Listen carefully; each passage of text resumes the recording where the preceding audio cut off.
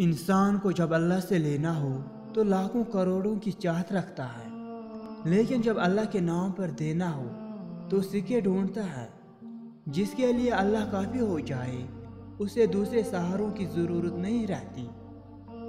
نفس کی تربیت کے لیے اتنا کافی ہے کہ ان تمام چیزوں سے دوری اختیار کی جائے جو دوسروں میں بری لگتی ہیں۔ بری عادات انسان کی عزت میں کمی کا باعث بنتی ہے۔ تہجد رات کی تاریکی کا ایک ایسا لمحہ ہے جب عرش اور فرش میں کوئی فاصلہ باقی نہیں رہتا۔ نیک اور پردہ ماؤں کے انتخاب سے ہی نیک، صالحہ اور فرمان بردار اولاد جنم لیتی ہے۔ جب کسی کا وقت آپ سے زیادہ قیمتی ہو جائے تو وہاں آپ بھی اپنے وقت، احساسات اور جذبات کو مت ضائع کیجیے۔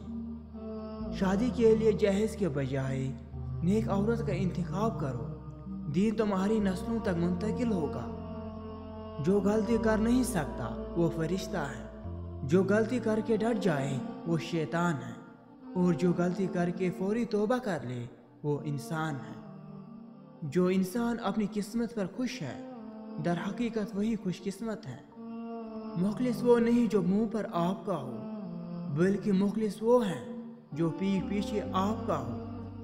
لفظوں کا استعمال حفاظت سے کرنا چاہیے، یہ ہماری پرورش کا بہترین ثبوت ہوتے ہیں۔ کاش رابطے ختم کرنے سے محبت بھی ختم ہو جاتی۔